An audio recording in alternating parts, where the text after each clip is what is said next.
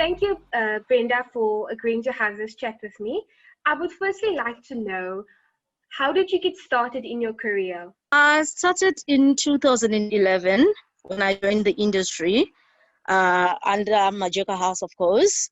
And then it was my mentor, Christian Honeycomb, who helped me through to know the rules and regulations of the industry. And then in 2014, my then restaurant manager, her name was Josephine Gutentoft. She was a Swedish lady, so she was the sommelier and restaurant manager here at Majeka House. She's the one who drew me into wine. First of all, it was a matter of drawing interest into the wine because I never liked wine before. And then from there onwards, it was every tasting she would go to, she would take me to with it. Every bottle she opened, she made me open taste as well. And then the owners, Lloyd and Corinne van der Merwe, when they saw my passion in 2014, almost at the end of 2014, they enrolled me with WSET level 1, and I did good. I passed, and then level 2, now I'm doing level 3. So it's been a journey that is comprised with quite a few people that I gave credit to, that helped me and pushed me, and of course, the winemakers and the reps that are around Stellenbosch, the ones who got me into where I am today. Awesome. Thank you. Quite a journey. I'm very pleased to hear. It was quite a long journey, but a beautiful journey. Excellent. That brings me to my next question. What do you love, or what do you like most about your job? What I like most about my job is every time I open a bottle, it's a different journey. It tells you more about the winemaker, more about the farm. Because as for me, I just don't open a bottle to sell or to drink. It's more of understanding where the winemaker is coming from, the whole story that he went through, where he's coming from, what he's trying to prove, and where the wine is going. And moreover, the most important thing for me is appreciating what we have in the bottle. So it's a combination of things that actually make my job very interesting and very that makes me happy to be in this job, because it's quite quite a few things that really makes life worth it.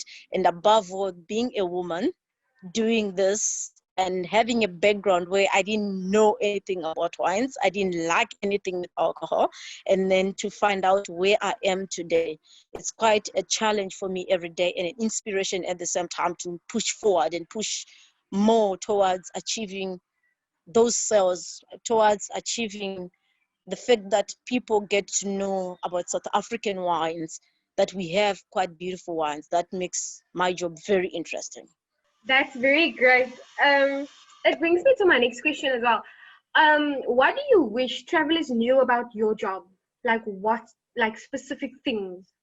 My job, for me to be standing where I am today, it's all about the sweat and time and energy that the wine makers, the horticulturists, the wine pickers, the ladies or the gentlemen that does man the farms or the vines.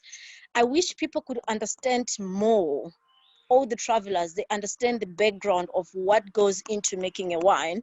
For me to be here, it starts from there. So once somebody understands where the journey begins to where I am, and my job being that I don't just have to, it's not about show and tell. It's also a matter of educating people about South African wines, about Stellenbosch wines, what we have in Stellenbosch, what wines we have here. We have Europe, that when we've got France, and they've got Australia, they've got great wines.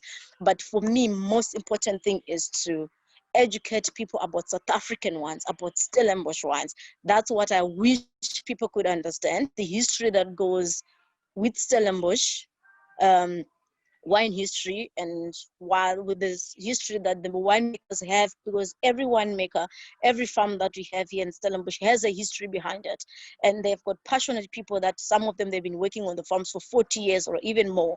So people who come to South Africa, people who come to Stellenbosch must understand, for me, where I am coming from with the wine, from ground zero, from the time they plant the wine until the time I'm serving the wine on the table. That's the most important thing that I would like our travelers, our wine drinkers to understand more. And then once they know that, then they understand, okay, she's here to promote the wine. She's here to promote the brand. She's here to promote Stellenbosch. She's here to promote South Africa. At the end of the day, everything becomes easy. they know, okay, she knows what she's doing. That's why she's here. That's amazing. That's excellent. I've always wanted to know, like, if I taste wine, like, what goes behind it. I know there's an age difference between certain wines, but there's a lot going on in the background. And thank you for that. Thank you for what you have done. And I You're would welcome. look, people, like, during the COVID-19, things have been a lot more different, a lot more. There was a lot more restrictions. And what was the thing that surprised you most by resuming, when businesses resumed? What was the thing that surprised you most about travelers? Okay, the most thing that surprised me most was when we were allowed to do inter-provincial travel. The restaurants were open, the alcohol was allowed to be sold. The first thing that really surprised me with almost everybody, they were I'm looking for a local wine. Because most of the time, our South African clients, they always look for something international. Do you have a Tuscany wine? Do you have a Burgundy wine? Do you have a Bordeaux wine? But surprisingly, the first people that I served, they were looking for something. Can I please have something beautiful? That is something local. That is something that we get in South Africa, which was, for me, it was a step that I enjoyed. It wasn't so much of a surprise, but it was more of an excitement, because before the lockdown, most people were always looking for something. Okay, it's either something cheap or something, but now people are like, can I have something good? I haven't been drinking for the last 6 months, so I need something beautiful to quench my thirst. Please make sure it's local. And then it was like, for me, it was like hallelujah, because most of the time, most of my work, I try by all means to say local is lekker. Like, if you check my wine list, 90% of my wine list, it's Stellenbosch. So it was a beautiful thing, and it was most surprising that people learned that, okay, we need to actually support our own local farmers, and then we can go elsewhere, like maybe in other provinces or even out of the country. But bottom line, South African wines and Stellenbosch wines. That is so nice to hear. That is very nice to hear that people were actually looking for local and South African wine. That is Yeah. beautiful. Brenda, tell me, what did you do to make travelers feel safe while you were at work, while people were coming in, regardless of the COVID restrictions? What did you do to make travelers feel safe and to put their mind at ease? Besides the rules and regulations that have been put in place with our government about the COVID and travelers, I make sure, like, when I go to a table, I always have my hand sanitizer with me. I first sanitize my hands, I sanitize the bottle in front of the guests. Still, I make sure that I have my mask on, I never take it off. And then with the guests, because we are a fine dining establishment, we are always used to this idea of pouring wine for the guests, pouring water for the guests, and all that stuff. We tell them, you know what, we want to minimize movement between us and them at the table. We want to minimize contact a lot. So we put the wine bottle on the table, and then we kindly ask the guests, please, can you kindly pour the wine for yourself, because we want to limit the times that we come to the table, so that we keep that social distancing happening. We keep those rules and regulations in place, and we make sure that our wines are also safe, because safety comes first.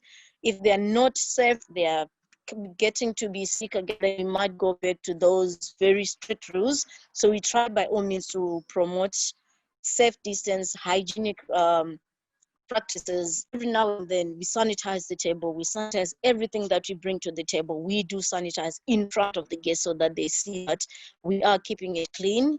We are making sure that they are all safe and happy at the same time. It really puts a traveler's mind at ease when they know that staff and people are putting their interests first and that they are a priority, but also they can enjoy Yeah, themselves as before. It's just that the circumstances has changed, and that's good. That's really good that yeah, you. everything has changed. It's the new normal. Exactly, exactly. It brings me to my last question. If you had one piece of advice for travelers during this time, what would that be? My first thing for travelers, because at the moment, the only travelers we are talking about is South Africans. So my first priority will be like, please support local businesses. We know everything is hard at the moment. It's tough out there. People don't have money, but quite a few places are running specials. And then we need to make sure that we promote those small businesses, the likes of Majeka House, the likes of any wine farm that we have. We have quite a few farms, the Waterford, we have got Husker, we've got Ruston Fraser. Those are our local businesses. And it's not only the owners that benefit from those businesses, it's the people that work there. So the best thing at the moment, what we need to do as South Africans is to support local businesses. Even if you go to a corner shop, you get coffee, that 22 rand that you put to their pocket, it goes a long way to supporting lives, supporting jobs. So all those travelers that are there, even if you need to drive for 2-3 hours, as long as you're supporting something that is local, don't save up money to go to Paris. Don't save up money to go to England, or I need to go and see the Golden Bridge. We have beautiful places that we have in South Africa. We have with beautiful lodges that we have here. Please first visit those places. First of all, you need to localize yourself. You need to know what's happening in your own local area, and then you can go outside. So please, I say it again, local, please support our local businesses, and then we all will survive, because this is tough times and we need your help.